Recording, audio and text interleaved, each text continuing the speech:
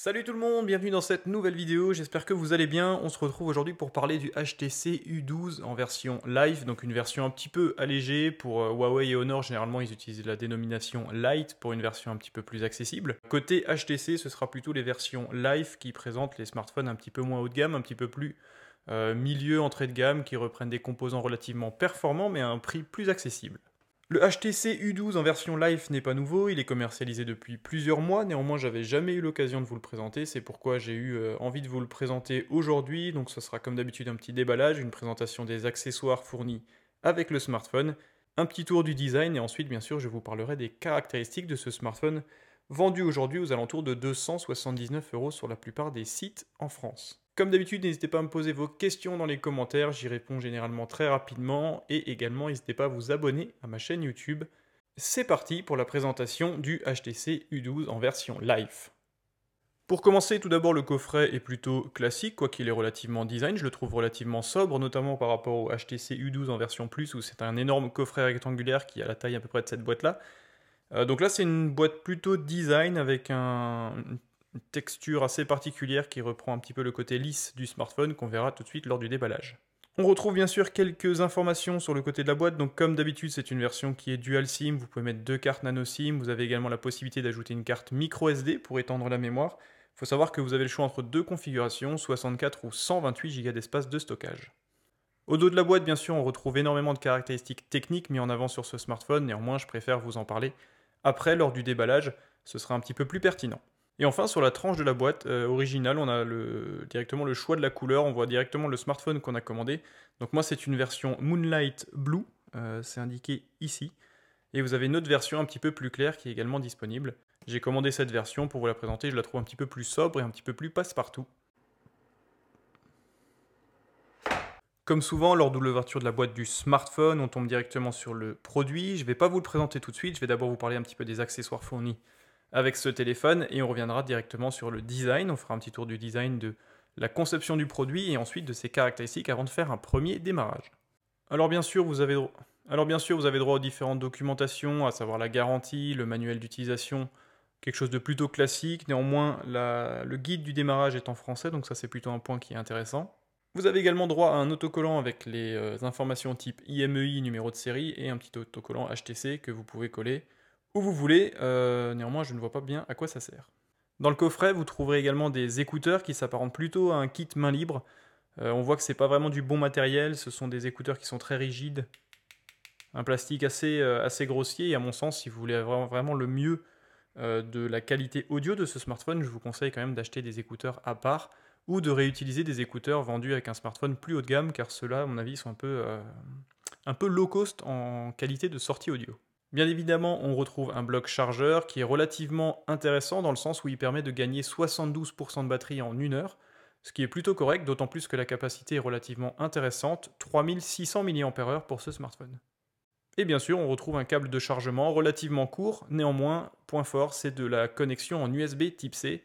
Voilà pour le tour des accessoires fournis avec le smartphone. Petite déception, pas de coque de protection, d'autant plus que sur ce genre de marque un petit peu exotique, il est généralement compliqué d'en trouver en magasin physique tel Fnac, Darty ou dans les grandes surfaces.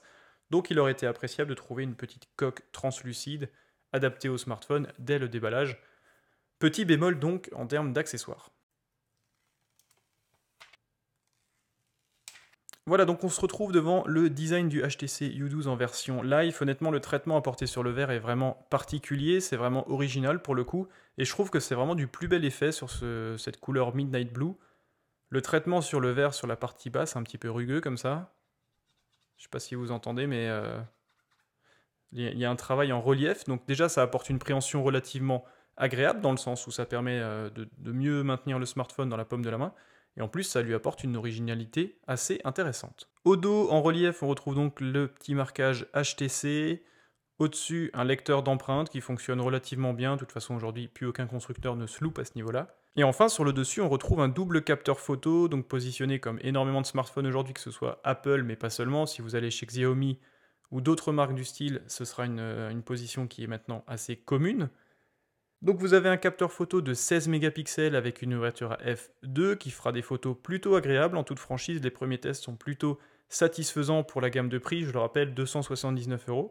Et au-dessus, un second capteur de 5 mégapixels qui lui ne va travailler uniquement en mode portrait afin de détourer le sujet du fond de l'image et de générer un bokeh, un flou d'arrière-plan numérique. Et bien sûr, entre les deux capteurs photo, on retrouve un flash dual LED. La finition de la coque arrière est plutôt exemplaire, l'arrondi sur les bords permet une bonne préhension, une bonne adaptation à la paume de la main, et le côté un petit peu texturé renforce encore cette préhension qui est vraiment excellente. Sur la tranche de l'appareil, on retrouve bien sûr un bouton de contrôle volume plus et moins, un bouton power qui est légèrement également en relief afin de le détecter et de le trouver plus facilement à l'utilisation. Sur la tranche inférieure, la connexion en USB type C, un micro extérieur et une grille pour le haut-parleur. Et enfin, comme souvent sur la tranche opposée, pas de bouton, pas d'interaction possible, juste le tiroir dans lequel vous pouvez mettre soit deux cartes nano SIM, soit une carte nano SIM et une carte micro SD pour étendre la mémoire du smartphone qui, sur ce modèle, est de 64 Go et une autre version 128 Go est également disponible. Et enfin, sur la tranche supérieure, gros point fort, maintien de la prise mini jack en 3.5. Je le rappelle néanmoins, si vous voulez profiter d'une sortie audio relativement qualitative, il est préférable d'investir dans des écouteurs un petit peu plus onéreux que ceux fournis avec le smartphone. Et ensuite, un second micro extérieur. On retrouve ce superbe écran de 6 pouces en définition Full HD+, donc c'est du 2160 par 1080 pixels, ce qui nous donne une densité de 402 pixels par pouce, qui est largement suffisant pour les utilisations classiques d'un smartphone. Technologie IPS LCD, là encore l'écran est plutôt de bonne facture, néanmoins on n'a pas les contrastes et les couleurs aussi vives que sur un écran Super AMOLED, POLED ou ce genre de technologie. L'autre point un petit peu négatif d'une dalle IPS LCD, c'est bien sûr qu'elle consomme plus d'énergie, notamment dans les affichages de fond d'écran noir ou gris foncé. Sur le haut de l'écran, on retrouve un capteur photo, c'est un capteur photo de 13 mégapixels avec une ouverture à f2, ce qui est plutôt correct pour la gamme de prix. Particularité sur ce smartphone et sur ce segment, il n'y a pas d'encoche, c'est un style qui s'apparente plus un peu à un écran type Samsung, tous les produits A7, A9, etc. Donc des bordures présentes sur le haut et sur le bas de l'appareil relativement importantes, néanmoins ça rassurera ceux qui sont un peu à la recherche de smartphones sans encoche. Le temps que le smartphone démarre, je vais bien sûr vous parler de ses caractéristiques techniques. Donc c'est un processeur Snapdragon 636 à 1,8 GHz. Donc là on aurait aimé avoir un processeur Snapdragon 710, néanmoins le portable est commercialisé depuis plusieurs mois. Voilà. Donc ce sera un processeur Snapdragon 636 couplé à un GPU Adreno 509, 4 Go de RAM et 64 Go d'espace de stockage d'origine. Donc un produit plutôt intéressant, bel écran de 6 pouces, définition Full HD+, technologie IPS LCD. Là encore, rien de nouveau et rien d'extraordinaire pour la gamme de prix. En termes de photographie, capteur de 16 mégapixels avec une ouverture f2 sur le capteur principal arrière, un second capteur qui va jouer uniquement pour le mode bokeh flou d'arrière-plan numérique de 5 mégapixels. Sur la face avant, capteur frontal 13 mégapixels avec une ouverture f2 sans stabilisation optique ou numérique. Donc une configuration plutôt intéressante pour un smartphone vendu 279 €. Pour ce qui est de la connectivité maintenant, c'est plutôt rassurant. Connexion en USB type C sur le bas de l'appareil, maintien de la prise mini jack 3.5 sur le haut de l'appareil, Bluetooth en 5.0 et Wi-Fi en 5 GHz. Donc c'est plutôt intéressant et c'est plutôt solide comme fiche technique pour un smartphone milieu de gamme. En termes d'autonomie, c'est un des points forts de ce smartphone, une batterie de 3600 mAh avec un temps de chargement relativement intéressant. Effectivement, en une heure, vous arrivez à passer de 0 à 72% de la capacité de charge de la batterie, ce qui est largement suffisant pour tenir une bonne grosse journée d'utilisation. Donc la charge se veut plutôt rapide. C'est un smartphone commercialisé à 279 €, je vous l'ai déjà dit. Il est disponible en deux couleurs, donc vous avez cette couleur un petit peu Midnight Blue et une autre couleur qui s'apparente un petit peu à du violet relativement clair, assez sympa, qui est également disponible. Et pour ce qui est de l'ergonomie et de l'appréhension, certes il fait 175 grammes, néanmoins il est plutôt bien travaillé. La courbure de la coque arrière et l'effet en relief de cette même coque permet une préhension très agréable, même si, je l'avoue, on a perdu un peu l'habitude d'avoir des bordures aussi importantes autour d'un écran en 2019. Comme vous le voyez, les bordures d'écran sont plutôt présentes, le menton est vraiment relativement énorme pour cette période de commercialisation. Sur le dessus, c'est un petit peu moins impressionnant, néanmoins ça reste un cadre noir assez disgracieux, dont on n'a plus trop l'habitude aujourd'hui. En termes d'OS, c'est bien sûr Android 8.1 qui est de la partie, avec une surcouche Sense UI, donc ça c'est une habitude chez HTC, c'est un produit qui fonctionne vraiment très bien. Il y a un gros travail qui est fait pour avoir des fonctionnements par geste, donc c'est quelque chose de relativement abouti et agréable chez HTC. La surcouche est plutôt agréable, néanmoins je regrette un peu une évolution très lente des designs et des polices d'écriture sur les surcouches HTC. Ça me rappelle un petit peu le HTC 10 qui a été commercialisé il y a environ 2 ans. Les widgets de météo, l'affichage, les icônes, etc. n'ont vraiment pas beaucoup évolué. Et on a vraiment l'impression de faire un petit peu un pas en arrière, tant en termes du design général du smartphone, je ne parle pas de sa coque arrière, mais du taux d'encombrement de la face avant, et l'utilisation de cette police, de ces surcouches, qui sont certes agréables et relativement bien faites, néanmoins ça manque d'évolution, et c'est un petit peu dommage. Néanmoins, la dalle IPS LCD est plutôt jolie, on a vraiment une belle luminosité, les couleurs sont plutôt justes. On aurait aimé un poil plus de luminosité, là je crois que la dalle est à fond. Ouais, elle est à fond, et je trouve ça un petit peu sombre, néanmoins ça reste parfaitement lisible. L'assemblage et la finition sont vraiment de bonne qualité, honnêtement il n'y a rien à redire sur l'assemblage général du smartphone. On aurait aimé néanmoins, comme je l'ai déjà dit avant, des bordures un petit peu plus optimisées, ça aurait été agréable de gagner quelques millimètres sur le bas de l'appareil et sur le haut de l'appareil également.